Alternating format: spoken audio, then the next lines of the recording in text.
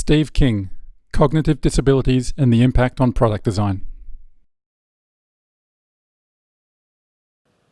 Yes, as Sarah mentioned, I've recently stepped into the role of looking after accessibility at Atlassian, which is a fun but daunting experience trying to navigate all the different product teams in our organization and thinking about how they fit in.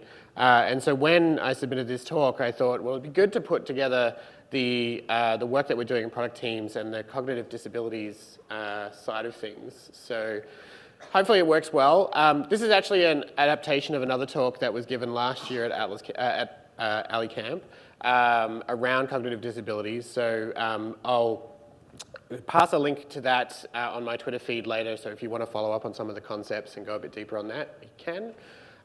There's a lot of content in here, so if I rush through things, I apologize. If I speak really quickly, I also apologize.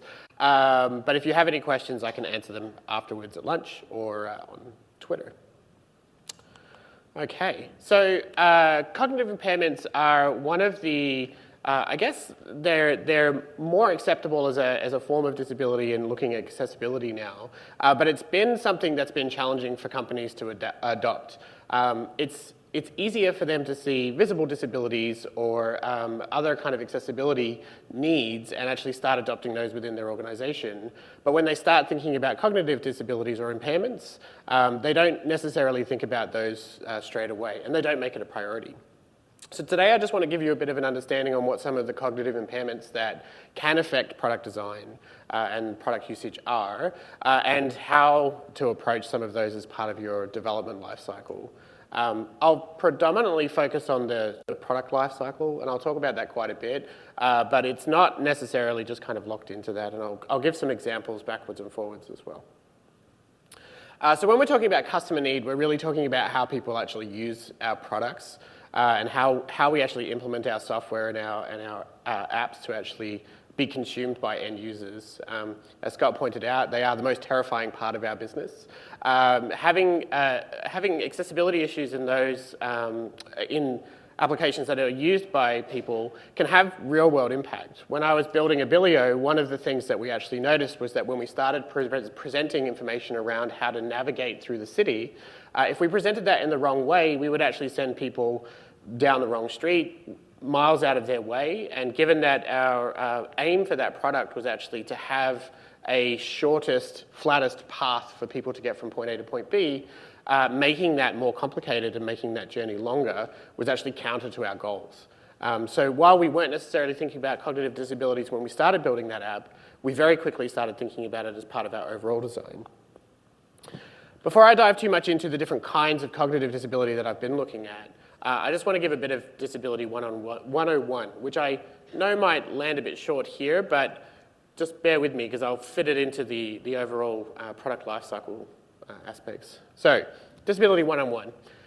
There's two main models of disability that most people talk about. Organizationally, we try and talk about the way that disability the way that our products affect people with disabilities rather than disability itself. So the medical model of disability, which is the more traditional way of talking about it, I see this a lot in hospitals and in contexts around patient care. It's predominantly looking at the symptoms of the disability itself and the impact that it has on the person and the way that they operate through the world. This is valid from a perspective of the hospital because they're treating a patient, they're treating symptoms, and they're trying to deal with that at a very aggregate level. So they're dealing with hundreds of people with these conditions and trying to work out the best way for them to navigate. The way that we try and think about it everywhere else is the social model of disability, which argues that the products and the limitations that are put into the real world are actually the things that block people from being able to participate, regardless of the ability that they have. So, for example, in this image, there's a person with a wheelchair at the bottom of the stairs, and the stairs are actually the imposition, I guess, on the person participating in the party that's happening above them. What we try and do is include the social model with the universal design, which has been a big part of the talks throughout this week, where you actually think about that barrier to that person as part of the design of the overall experience. And so here, the party is actually happening on the same level, and there's no stairs between the person in a wheelchair and the party itself. And the reason this is important is because the more we think about this as product designers and product leaders, the less that our end users have to think about it, and the less that our product teams have to think about it. It just becomes part of the status quo in development. So given that cognitive disabilities are predominantly invisible disabilities, you can take any group of people and you can basically assume that at least one of them is going to have an invisible disability, and in this case, a cognitive disability. It's not going to be immediately obvious, so you can't just look at a group of people and say, yeah, you have that. That's the whole point of an invisible disability, is that it's not immediately obvious. It doesn't matter how old you are. You can develop them over time, so they're not even something that you have for your whole life. I have anxiety. It's not a disability per se, but it is a condition that affects the way that I operate in my team and the way that I operate at work, and it's affected me my whole life. And some days it's worse, and some days it's better, but my team can't see that. They can't see in the morning when I come in that I've had peak anxiety and I haven't slept for 3 days. And they don't know how to react to that until I start reacting, and then they can kind of like temper that. So, cognitive impairments, or your weird computer brain. Lots of my references are computer related, obviously being in software. So I think the key one is memory. This is a really easy one to be aware of. Memory affects not just the way that you actually recall information, but it actually affects the way that you experience the world as you see it right now. So neurologists kind of indicate that about 40% of what you see is processed as what you experience, and the rest of it is actually recalled from memory and combined. So when you're actually seeing people interact, or movies, or in this case, a box of photos, and all the photos are inside it, the way you perceive that and the way that everyone else perceives that is going to be slightly different. And your memory plays a huge part in that. So when you have memory issues, the way you actually experience that journey, or that interaction, changes massively and drastically. And some of the memory issues that you can actually face on a day-to-day basis when you're dealing with people with product information are really simple, like holding short-term memory for taking information from screen to screen. Using pattern recognition, which predominantly we rely on to do basic interactions. We know when someone's going to shake hands with us because of the way that they move, and that's a pattern our brain understands. It's not a pattern every brain understands. And so actually being able to talk about that and think about those kinds of interactions in your products makes sense. Di mentioned that when you have a search box, having it in the same place as where everybody has a search box makes sense, because that's a pattern that your brain understands. And you don't have to learn that information every time you go to a new app. I have a couple of avoids and encourages, do's and don'ts. You can use any language you want, but effectively the avoid side of this graphic is around reinventing interfaces. So as Di mentioned, don't hide search boxes. Don't reinvent the way search boxes interact. Don't change drastically the way that search interactions happen, because you don't need to. People will actually consume that information faster and use that utility to get to the information that they need a lot faster if you don't interfere with it. You should avoid switching context unnecessarily. There's a few apps out there that if you use them and you have to switch backwards and forwards to different screens, you're actually going to have to retain information about what you were doing, potentially information that you have to carry to another screen. And that's an action that you're asking your end user to perform when you should be building that into your app or your software. A good example of this is when you're in something like Google Maps and you're searching for a location and it's popping up different things, and then you kind of lose track of where you were because it pops up a different location, or it puts you on a store instead of the search result that you had, and then you have to go back, and then if it loses that information, you kind of have to recall it. And it adds cognitive load to your user that you don't need to do. So just think about those kinds of things and avoid them. And don't ask your users to store too much information in their head. If they have to retain information to do an action, the longer that they keep that information in their head, the less accurate it's going to be when it comes out. And you can think about this as like if you had to remember an 8-digit number and then walk from one end of a room to another, you can probably do that.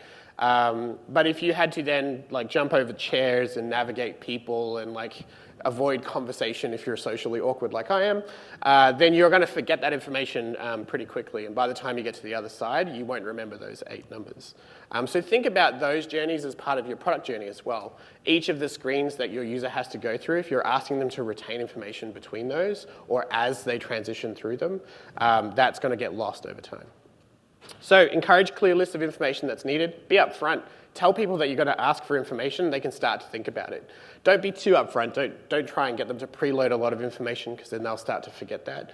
But memory recall is much easier than like that short-term memory side of things. Use patterns, right? Anchor your users using iconography, using a search box. Like people know what those things do. Rely on those patterns. That human behavior is actually built into us, like shaking hands. Like there's all these aspects of interaction that people have started to adopt online. Utilize those. And show progress to users. Don't leave them in the dark about where they're at in terms of their overall process in the form if you're using one, or in the app if they're actually trying to get information out.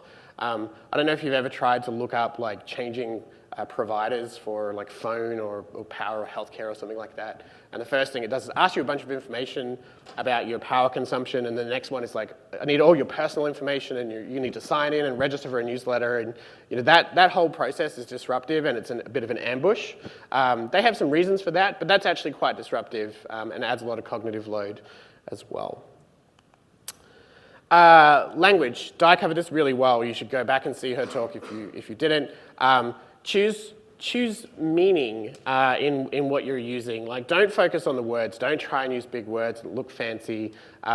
Yes, your jokes will be funny, but ultimately you're talking about the use of information hundreds or thousands of times. And yes, it's funny, or yes, it's kind of entertaining, but that has to scale really well. So you should really focus on what meaning, what intent you want people to get out of the information that they're consuming, and think of the simplest way to convey that. That also helps for when you're dealing with internationalization.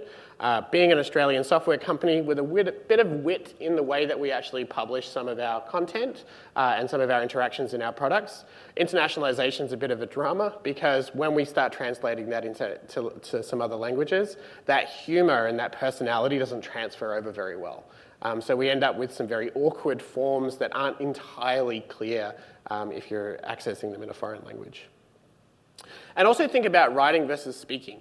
If you're writing information, the way that you write is going to be different than the way that you speak, and the way you read information is different than the way you receive it verbally. A good example there is if you ever write something down and then you read it out, or you have someone read it out for you, you'll quickly edit things and change the way that your grammar works or the way that you present that information. And the reason is because the way you consume it is different, so kind of be aware of that.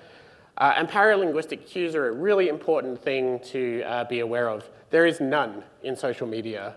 There is no nuance to the way that you communicate using instant messages and things like that.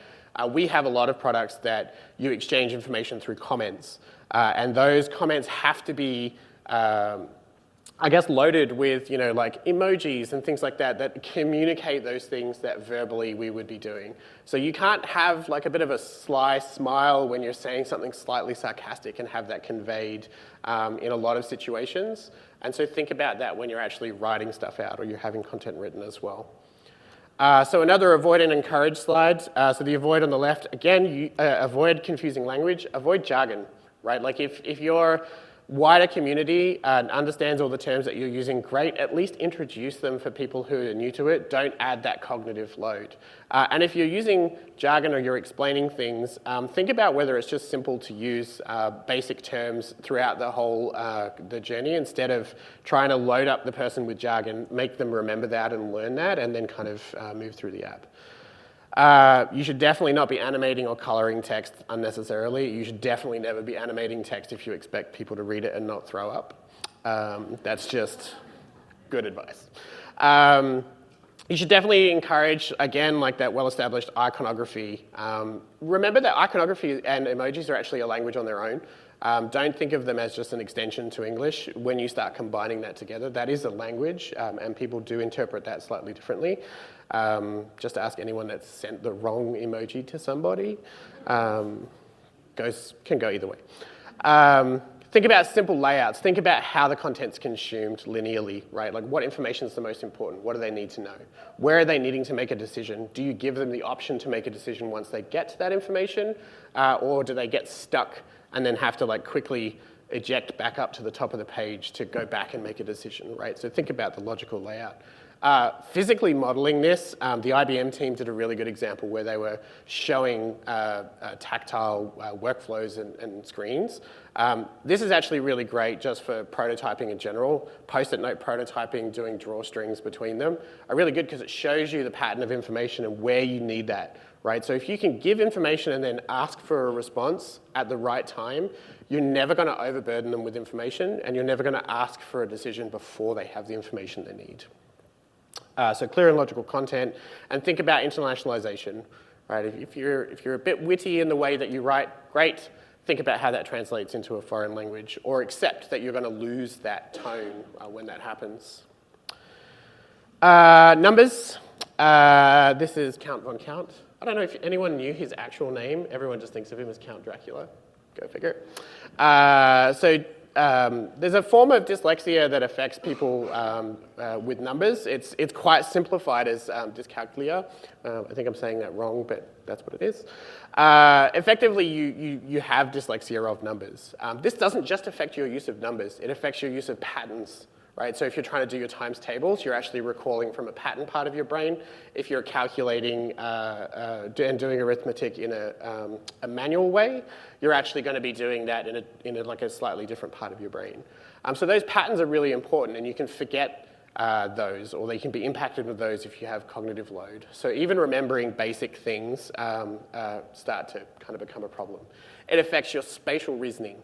It affects the way that you navigate. I don't know if you've ever tried to use GPS, and yeah, I'll get to a GPS an example in a second, but like counting is actually a big problem. But also think about counting in multiple languages. So if your first language isn't English, you might not be counting internally in English. And so if you're asking people to count, you may be asking them to translate, which adds additional cognitive load.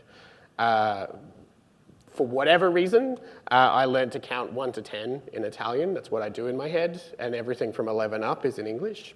That's a bit weird, but that's what happens, and I only found out because I was doing it out loud once, and someone was like, "What the hell are you doing?" It never occurred to me.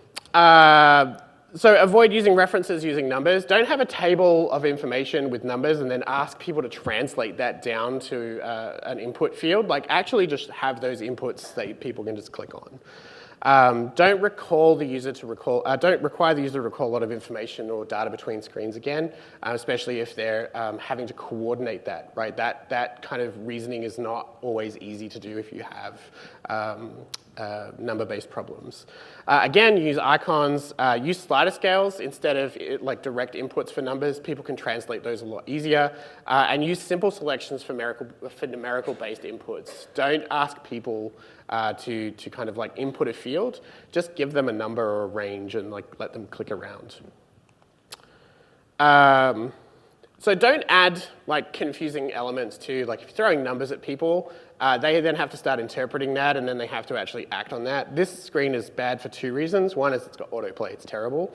But it's also throwing 2 cognitive load issues at you. One is that it's using numbers to represent information without a lot of context. And the second is that it's actually adding a lot of pressure to the person to react within that certain amount of time. So A, they're trying to translate that number down to a countdown. They translate it to a countdown. They realize they're now at 2, and they have to perform an action, and they're trying to map that action to the rest of everything that's going on so that they can click don't play or close before they're blasted with video and noise. I hate autoplay. Multitasking is also a real problem. If you're asking your users to do multiple things at once, present information in a really simple way. Who here uses the north-facing GPS by default so that you're always pointing upwards when you're driving on the GPS? Yeah, majority of people.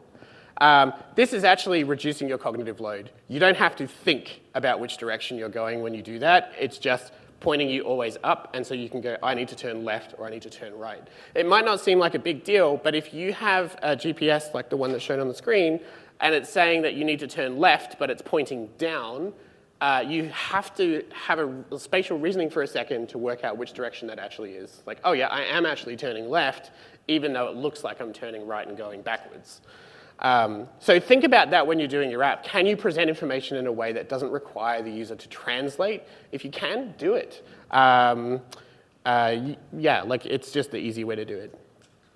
So focus also on people. I don't know what I meant when I said people talking when reading. Oh, yes, I do actually. Sorry.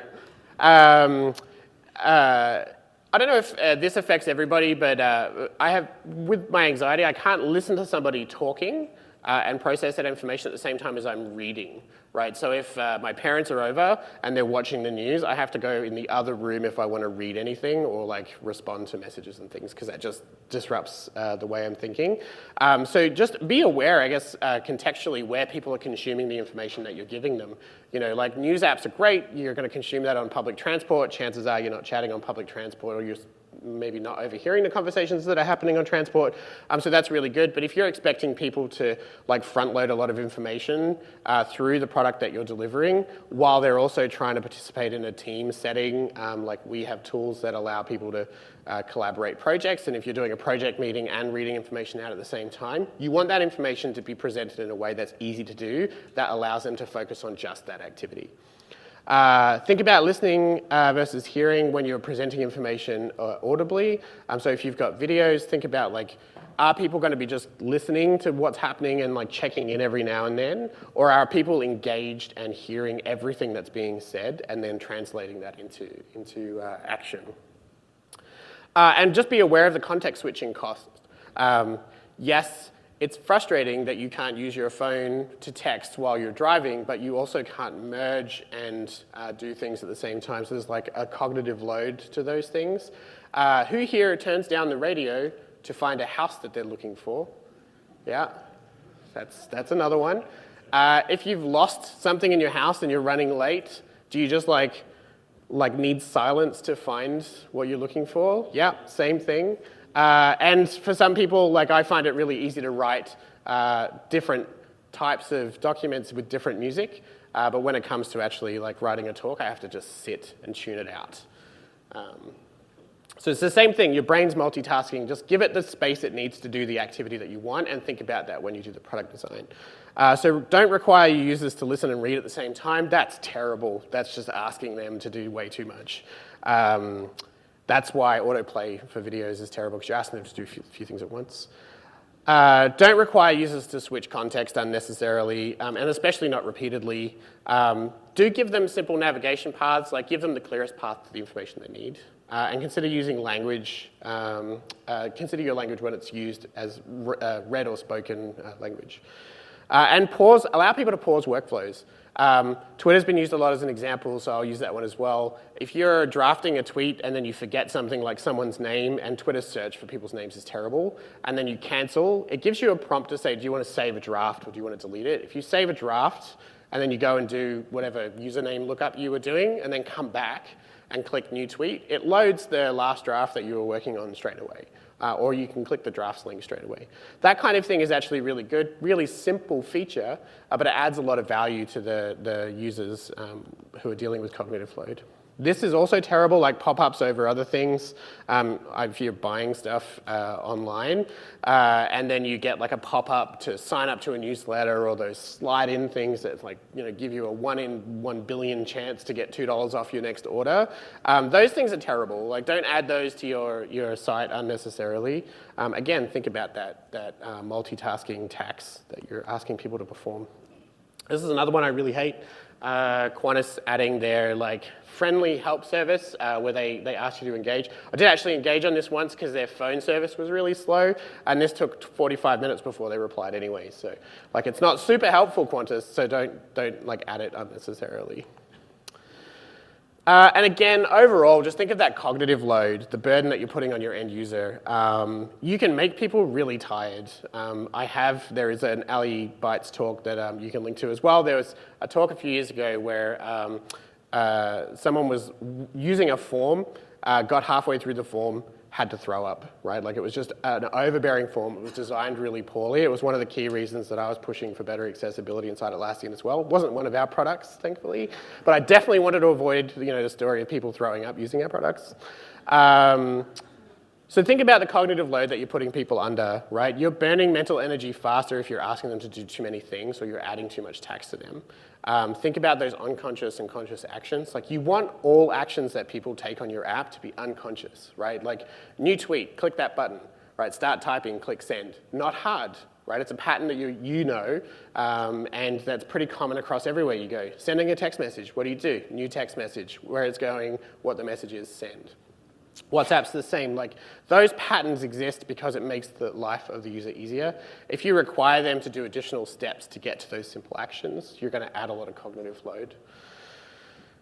So avoid time pressures. Don't add unnecessary time pressures. That adds cognitive load. You burn that faster. Don't do any of the other stuff that I was talking about either, because that all adds cognitive load. And definitely encourage those behaviors of building patterns. Work with your development teams to do that as well. A good example is Audible. This was also an example used earlier, so I'm glad that I'm hitting some good notes here. Audible car mode is actually really good because it gives you the three key actions that you need. I wasn't paying attention because I was looking for that house, so bounce me back 30 seconds so I can keep listening. Add a bookmark to come back to later, which is the one on the right in case you didn't know. And key information about what I'm actually listening to, and then the play and pause button. Abilio did the same thing with this when we were talking about navigating people. We actually flipped the way information was processed by routing, so it used to be the other way around, and a lot of sites used to do this as well, where they would show the first step at the top of the screen and then you would work your way down. When you actually have someone who's using a phone like this and walking around, having those top steps at the top and then having them come towards you didn't make any sense, so we flipped it around. We made the logical direction and the logical information flow the same way that the user was flowing. Don't add time pressures. These are always terrible, but give an out. So this CommBank one is actually a really easy one. So the banner at the top of the CommBank login is just saying, we've noticed you've been inactive, like click continue your session here. That's a really basic one. There's a few that are a lot more abrupt than that. They'll log you out or they'll capture the whole screen and you might be in the middle of something. Bouncing users out of a page once they've input information in a form is always really terrible because chances are when you bounce them back, they're going to lose that data. So it's terrible. I'm not sure if I'm running slightly over because we started late, but I might just sweep through these bits really quickly and then you can follow up with any questions after. So what now? How do you actually focus this into your software engineering or your product lifecycle? And what stage is the most important part for it to be at? It's really simple, all of them. You should be including it at design stage, the envisioning stage, the pitches that you put forward. You should be thinking about accessibility as a usability problem, not a separate problem that you actually have to re-engage with. The stages of development are really thought about in a bunch of different ways, but simplified, there's two. Early stage development and late stage engineering kind of aspects, and that includes marketing and things like that as well. So early, you want to involve teams early and spar. You want to get as much feedback as early as possible, talk to your customers, get that feedback and actually like make changes. Changes at early stages are actually a lot cheaper to make than they are at late stages. And late stages, you tend to see more compliancy-based things. Did you do versus are we going to? So acceptance testing and compliance testing is there. And what you end up with is a list of accessibility gaps or known issues when you leave. And so you end up with a roadmap, which is great. But you can also think about this in two different ways. The early stage is reward and the late stage is punishment, right? Reward is great because you feel included. Your customers are engaged, your team are engaged, they're making the right decisions, they're shipping great products and everyone's happy. The late stage is a punishment because you're coming in and you're sweeping in and saying, well, that was great, but you did 8 out of 10, right? Or 2 out of 10 if you're doing really bad. Engineers and teams see this as like a measure of how poorly they did versus how great that they've done. You start with a list of known issues, which always hurts. And you never want to start a product or release a new version or a feature with a list of things that you already know are not working.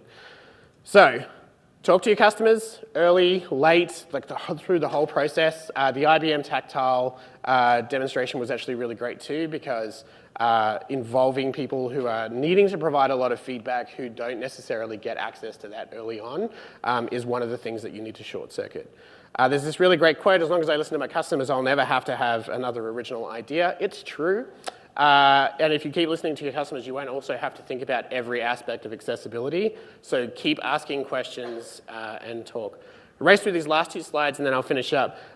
Do a crazy wall. I call this a crazy wall, but it's effectively just a workflow of your app broken out into stages.